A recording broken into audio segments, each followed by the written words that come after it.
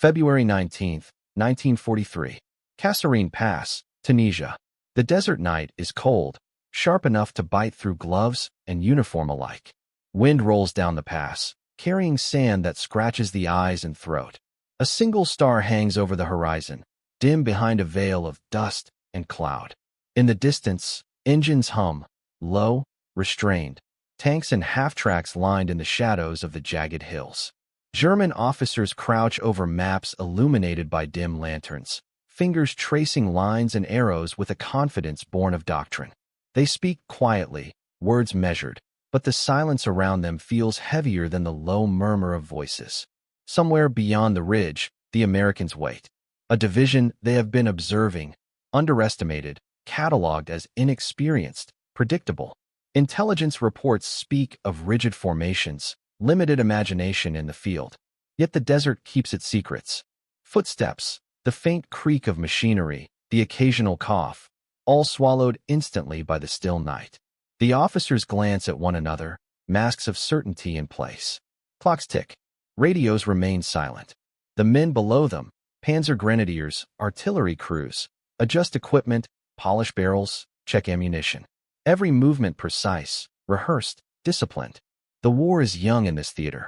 Yet in the next hours, assumptions will collide with reality. Doctrine will meet improvisation. And the German high command will learn, with brutal clarity, that their measure of the Americans is incomplete. History holds its breath that by early 1943, the United States had been at war for little more than a year.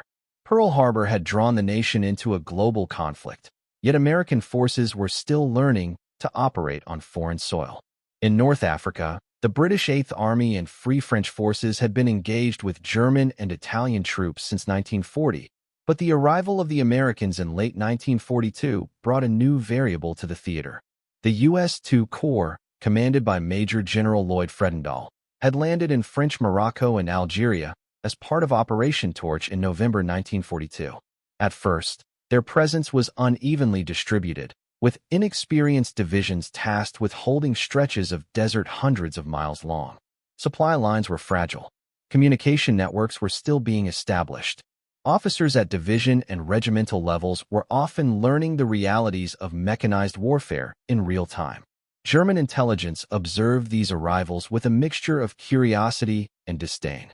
Reports from reconnaissance, intercepted communications, and prisoner interrogations portrayed American troops as disciplined in training, but unimaginative in combat.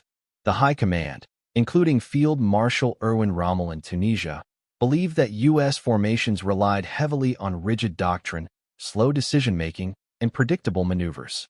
They fight by the book, one German report noted, and their improvisation is minimal. Such assessments would soon prove incomplete. The German tactical doctrine itself was shaped by blitzkrieg. Fast-moving armored columns supported by close artillery coordination and precise infantry maneuvers had dominated Europe in 1939 to 1941. Success relied on rapid observation, flexible command, and initiative at lower levels. Against British and Vichy French forces, these methods were nearly unstoppable. Against inexperienced Americans, German officers assumed their superiority would remain uncontested. Yet the desert was an unforgiving instructor. Terrain dictated movement. Sand clogged mechanisms. Mountains funneled attacks. Visibility was inconsistent. Commanders could not assume that maps, reconnaissance, and doctrine would translate seamlessly into operational success. Even seasoned units required constant adjustment. Political pressure compounded the challenge. Hitler demanded aggressive defense of Tunisia to hold the southern flank of Europe.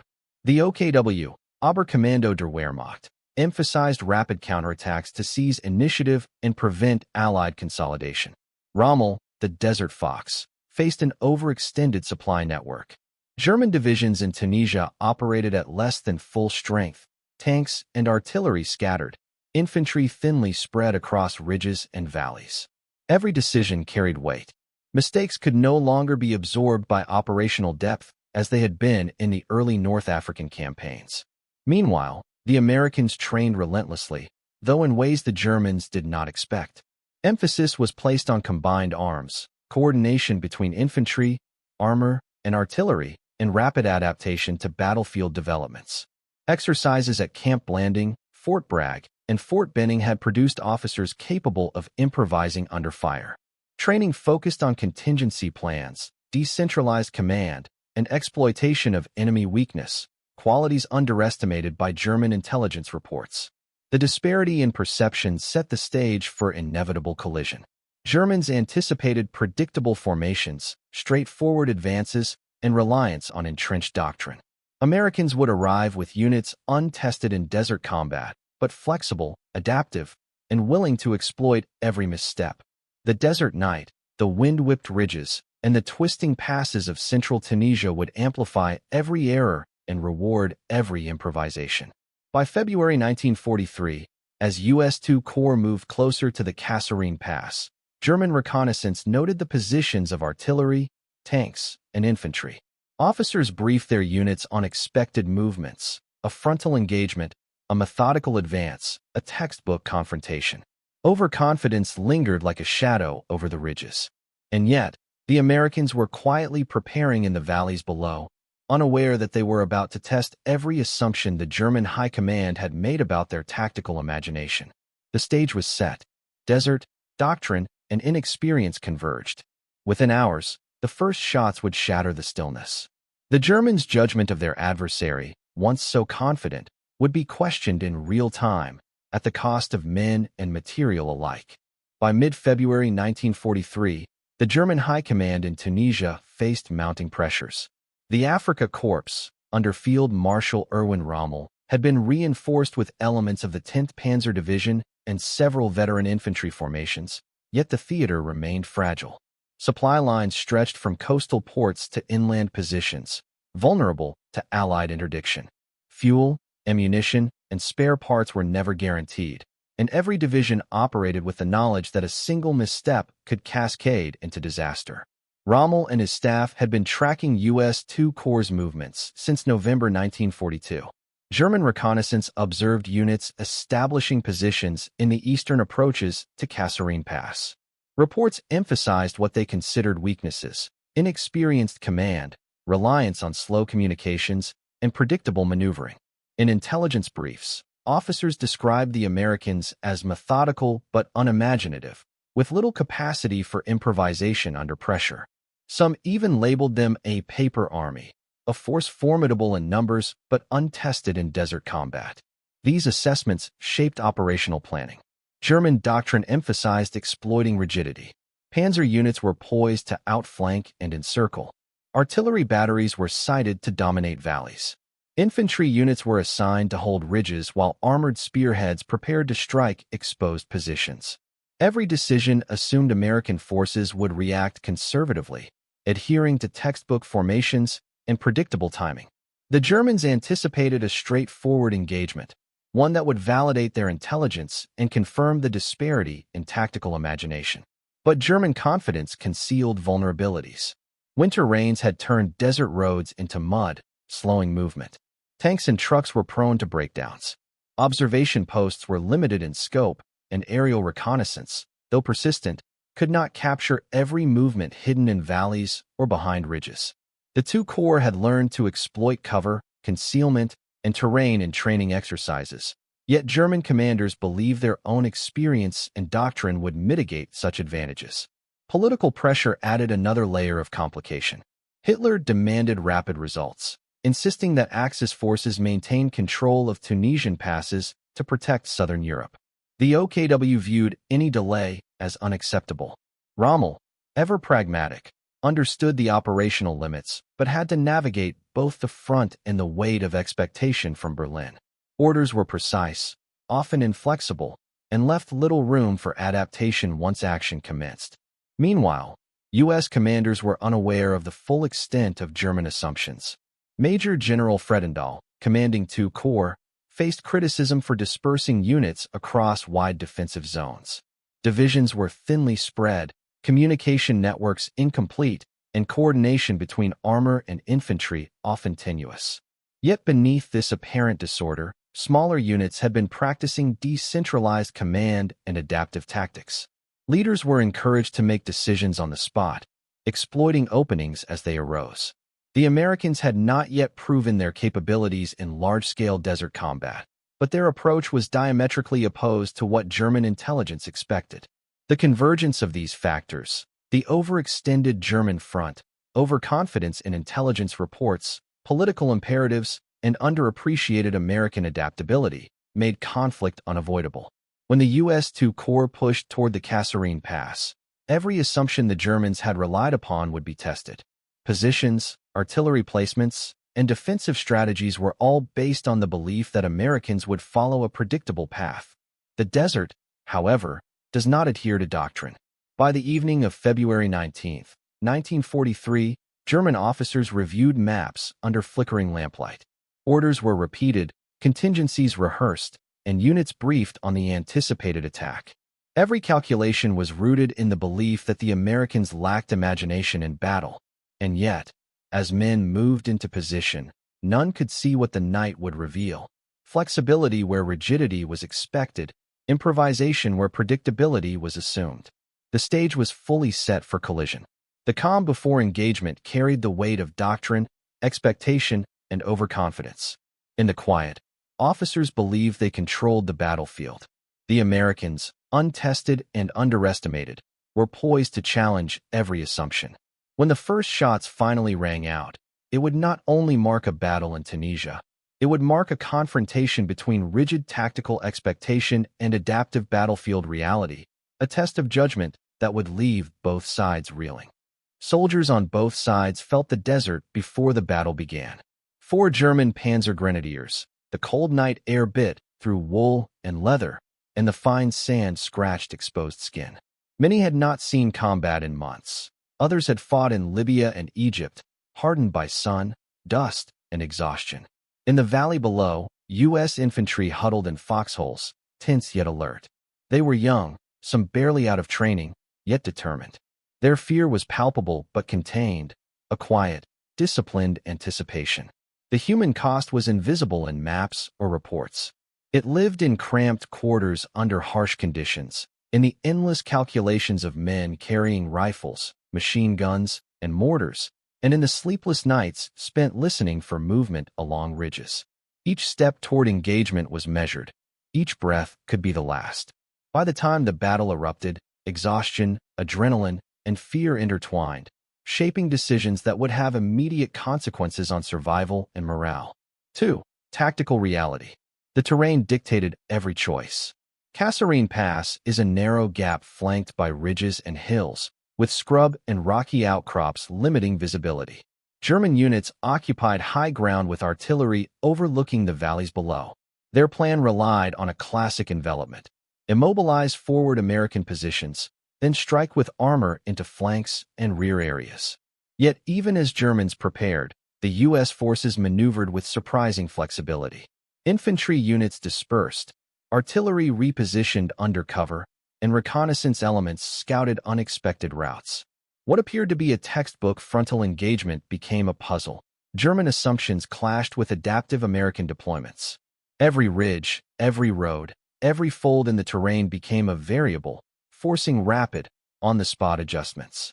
Doctrine met improvisation in real time, testing both sides' understanding of desert warfare. 3. Technological limitations. Equipment defined the battle before the first shot. German Panzer III and IV tanks were effective but increasingly vulnerable to Allied artillery and anti-tank weapons. Radios, often unreliable, hindered coordination between units. Supply shortages limited ammunition, and mechanical breakdowns were frequent in sandy, uneven terrain. On the American side, Sherman tanks were arriving in limited numbers, and communications equipment lagged behind doctrine. Yet their forces had begun experimenting with combined arms tactics. Infantry coordinated with artillery, tanks, and engineers to exploit terrain and conceal movements. Technology, while imperfect on both sides, became both a limitation and a tool. Every breakdown or innovation could tip the scale in seconds. 4. Leadership decisions. Command decisions shaped expectations and outcomes. German officers believed in strict adherence to doctrine, yet Rommel's directives allowed initiative to lower echelons. He anticipated predictable American behavior and structured attacks accordingly. Mistakes were expected to be correctable within standard tactical frameworks. Fredendall, commanding 2 Corps, faced criticism for dispersing units across extended defensive positions, creating potential gaps. Yet his decentralized orders permitted subordinate officers to act with discretion, a principle unfamiliar to German intelligence. The tension between rigid planning and adaptive leadership set the stage for rapid reversals. Every choice, from artillery placement to timing of armored thrusts, carried immediate operational consequences. 5. Enemy miscalculations. German expectations of American rigidity proved dangerously optimistic. High command assumed frontal attacks, linear movements, and predictable responses. Reconnaissance reports reinforced this bias, emphasizing inexperience and discipline but neglecting initiative.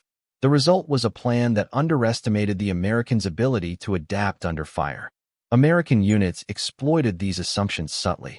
Patrols probed unexpected routes. Artillery crews adjusted fire without waiting for orders. Infantry exploited gaps in German positioning. Every deviation from anticipated behavior created friction in German maneuvers, slowing attacks, misaligning armored columns, and exposing flanks. The paper army the Germans had cataloged was beginning to operate with a flexibility they had not predicted. The miscalculations were compounded by terrain. Narrow passes, unexpected hills, and dry wadi beds funneled movement unpredictably. German units planned envelopment from high ground, yet they failed to account for rapid redeployment by American forces in concealed positions. Each misjudgment amplified the consequences of the next, a chain reaction rooted in overconfidence. 6. Psychological strain. The desert exerted its own mental weight. German officers, confident in doctrine, were confronted with a battlefield that defied their assumptions. Small errors produced cascading failures, creating stress that spread from command posts to the front line. Panzer crews experienced the constant threat of hidden anti-tank positions. Infantry units faced uncertainty, with every ridge and valley concealing unseen fire. For the Americans, the psychological strain was different, but no less intense. Young soldiers operated under relentless environmental pressures, scorching sun by day, freezing wind by night, sand in eyes, mouths, and rifles. Fear and anticipation intermingled with discipline and training. Leaders encouraged rapid decision-making, but each choice carried the immediate possibility of death. Adaptation became survival. Improvisation became instinct. Morale was fragile on both sides. German confidence, derived from prior success, collided with unexpected resistance, forcing commanders to question assumptions. American courage, largely untested in large-scale desert battles, was bolstered by initiative and small victories in localized engagements. The mental landscape mirrored the physical one, unpredictable, punishing, and decisive. 7. Strategic perspective. Beyond immediate tactical considerations, the engagement was a test of broader operational concepts. For the Germans, controlling Kasserine Pass was essential to securing supply lines and protecting Tunis. Failure would not only cost men and equipment, but compromise the southern flank of the European theater. Decisions taken in the next hours would echo far beyond the desert ridges. For the Americans, Kasserine was a proving ground. Early setbacks could damage morale and credibility, but success would validate emerging doctrine emphasizing initiative, decentralization, and combined arms. The pass itself became more than terrain. It became a crucible where assumptions about tactical imagination, leadership, and adaptability would be validated or shattered. Climax/turning point, Section 1.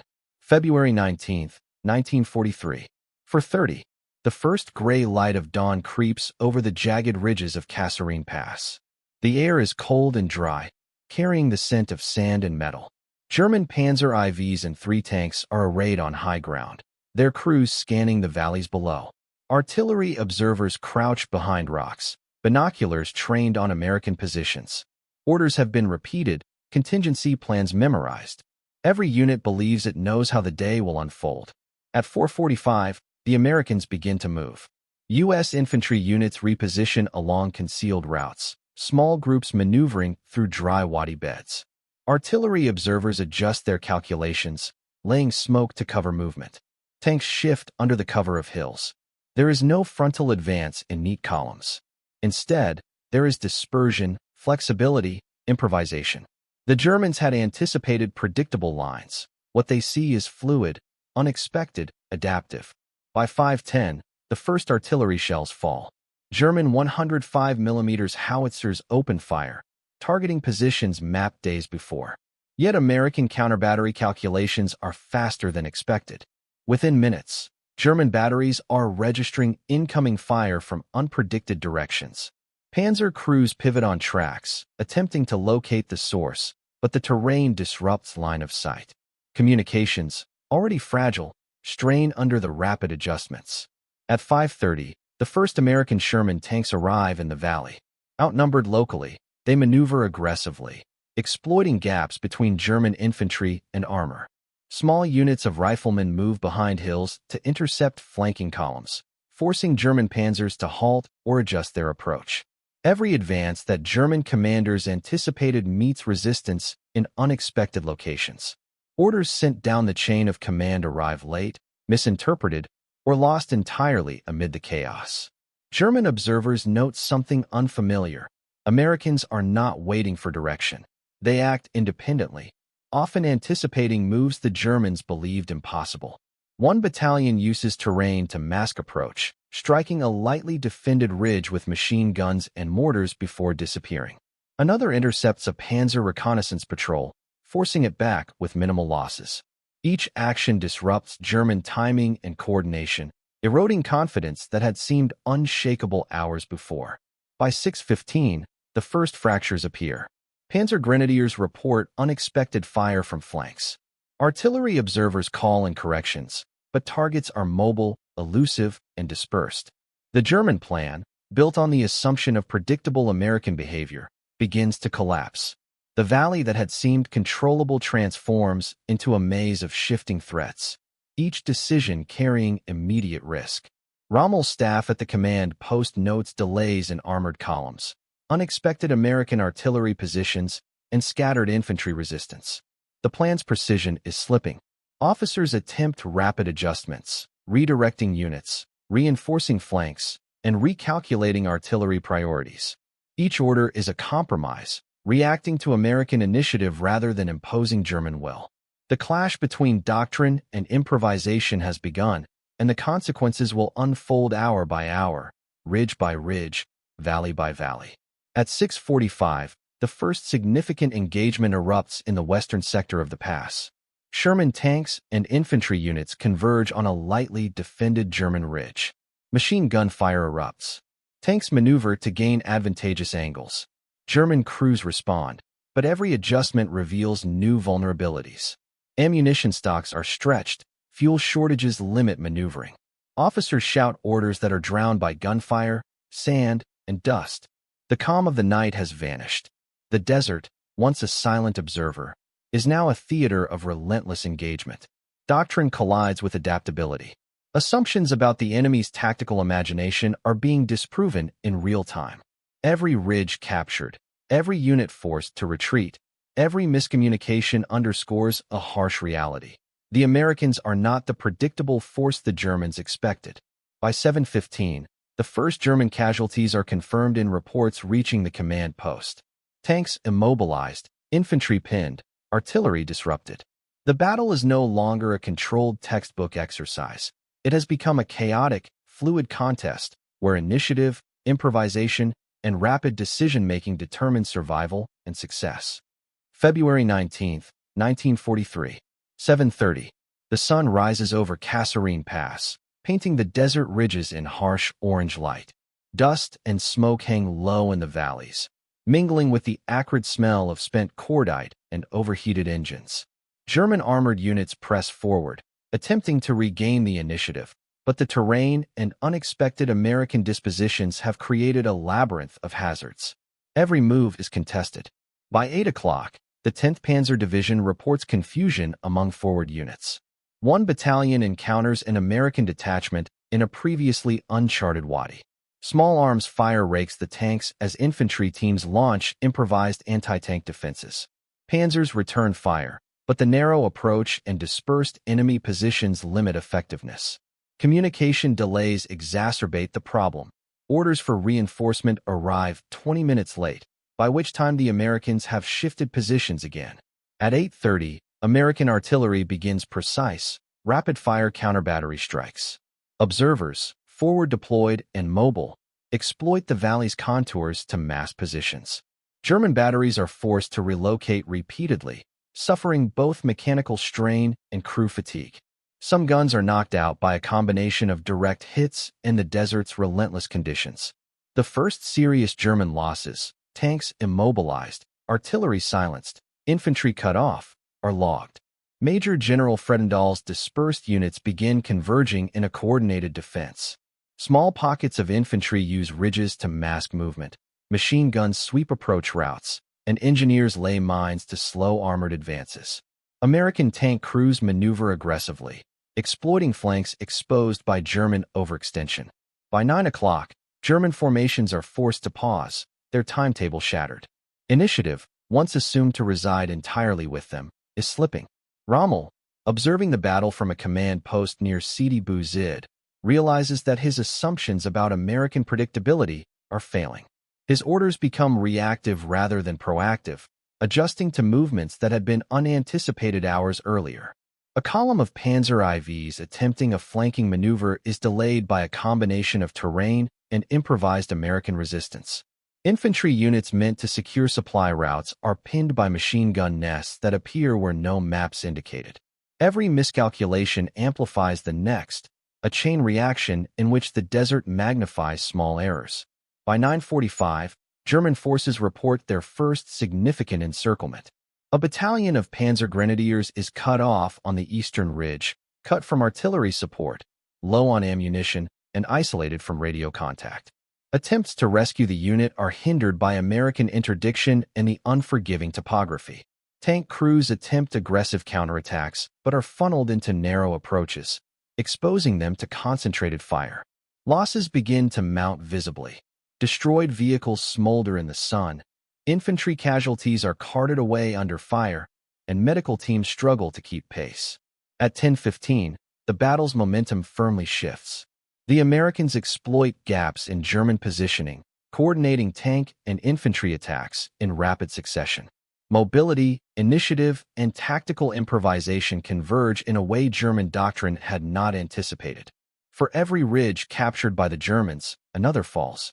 Every concentrated assault meets resistance where it was least expected. By mid-morning, the German High Command receives reports that shake confidence. Ammunition shortages, immobilized tanks, disrupted communications, and the first confirmed losses of experienced officers. The earlier assumption that American troops would act predictably has proven fatally incomplete. Units meant to deliver decisive strikes are now struggling merely to maintain cohesion. Across the battlefield, individual acts of initiative dictate outcomes. A small Sherman crew maneuvers behind a ridge, cutting the supply line of a panzer column. Infantry teams improvise ambushes, seizing high ground and funneling armored units into kill zones. Artillery observers rapidly relocate, adjusting fire on the fly. Each adaptive action creates ripple effects, forcing German commanders into constant, reactive adjustments. By 11 o'clock, the first full-scale withdrawal orders are issued. German units attempt to regroup, but the damage is done. The ridge once expected to dominate the pass is contested, supply routes are disrupted, casualties are mounting. The carefully calculated envelopment, the tactical superiority assumed by doctrine, is unraveling. In less than 7 hours, assumptions about American predictability, the reliability of doctrine, and the ability to dictate the flow of battle have been shattered.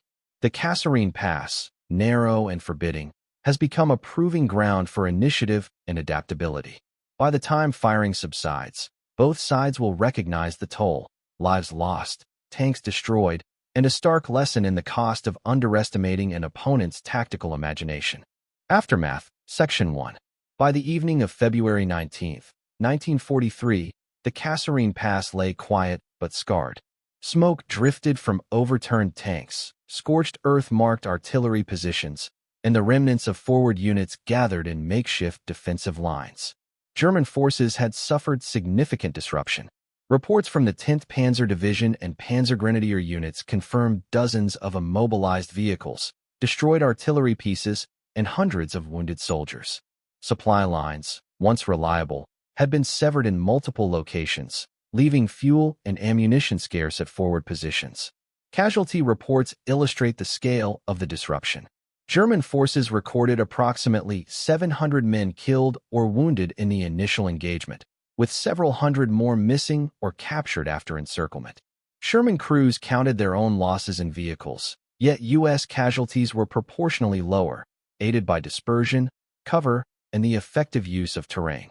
Prisoners interrogated later noted the surprise and confusion among German units when American infantry and armor did not conform to expected patterns. Equipment losses were acute. At least 40 German tanks were immobilized or destroyed, many due to combined infantry and tank maneuvers exploiting gaps in flanks. Artillery batteries were silenced either by direct fire or repeated repositioning under pressure. Engineers scrambled to repair roads and bridges, yet the damage to infrastructure slowed reinforcement and resupply. Ammunition stocks at forward posts were insufficient for sustained engagement. The Germans' carefully planned envelopment, designed to neutralize American positions before reinforcements could arrive, had failed. On the American side, II Corps had experienced its first severe desert engagement, exposing both strengths and weaknesses. Units that had practiced decentralized command proved capable of improvisation under fire, exploiting terrain and unexpected German movements. Casualties were significant. Several hundred soldiers were killed or wounded, but losses were mitigated by initiative and flexible coordination.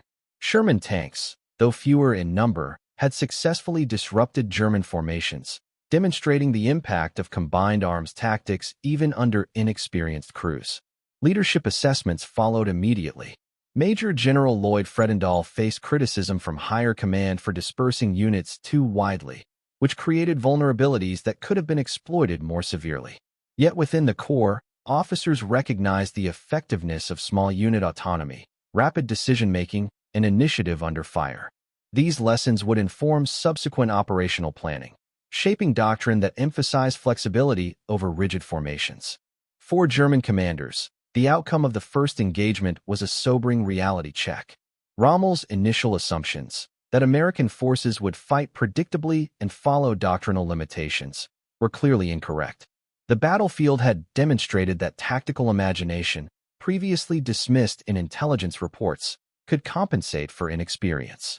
Commanders were forced to account for improvisation, adaptive movement, and unanticipated responses from even ostensibly untested units. Psychologically, the impact was immediate.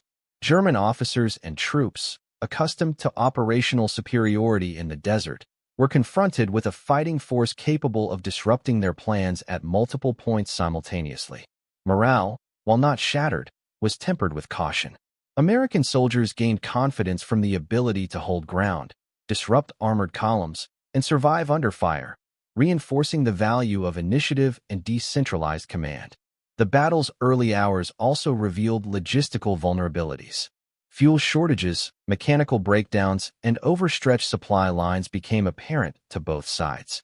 For the Germans, restoring cohesion required immediate reinforcements and careful repositioning. For the Americans, the engagement exposed gaps in coordination that, if exploited further, could have led to more severe losses.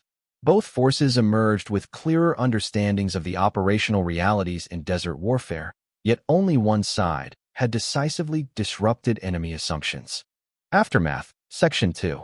In the days following the initial engagement at Kasserine Pass, both sides assessed the battlefield with clarity born of necessity.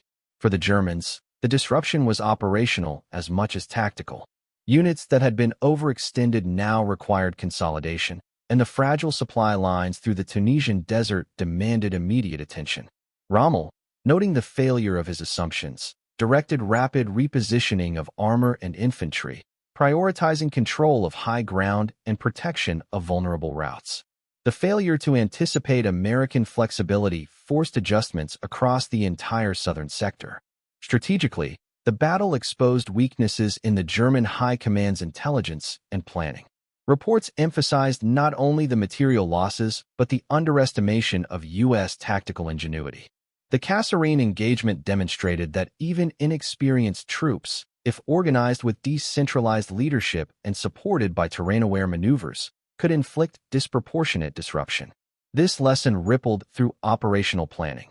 German forces could no longer assume that doctrine alone would dictate outcomes. For the Americans, Kasserine Pass became a crucible for learning. Immediate operational adjustments were made within two corps. Communication networks were strengthened, artillery coordination refined, and unit cohesion emphasized. Officers recognized the need for improved reconnaissance and battlefield awareness.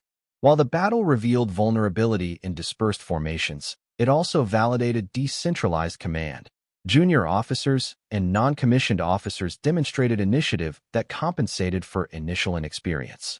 By mid-March, these lessons informed the reorganization of American forces in Tunisia, directly impacting later operations at Fondouk and El Getter. The psychological aftermath was equally significant. German troops confronted the reality that the enemy could operate beyond predictable frameworks. Morale, previously bolstered by repeated successes in North Africa, was tempered by uncertainty and heightened caution. Conversely, American forces, having survived their first major desert engagement, gained confidence in their capacity to confront seasoned Axis troops. This psychological shift influenced subsequent encounters. Troops fought with awareness that improvisation could neutralize enemy superiority, and commanders began to rely on adaptability as a force multiplier. Documentation from both sides underscores the tangible consequences. German records note at least 40 tanks lost or immobilized, over 700 casualties, and significant artillery disruption in the first hours. U.S. reports corroborate hundreds of casualties, alongside effective disruption of German formations and preservation of key defensive positions. Captured prisoners provided testimony that German officers had been surprised by the decentralized, adaptive tactics of American units, confirming what battlefield reports had begun to reveal. Operationally, the battle reshaped command approaches. Fredendall's methods, though criticized, highlighted the potential of flexible, decentralized responses.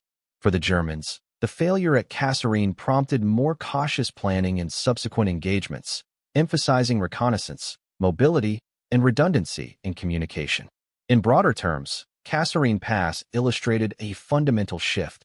Battlefield success would increasingly rely on initiative, coordination, and adaptation rather than rigid adherence to doctrine or numerical superiority.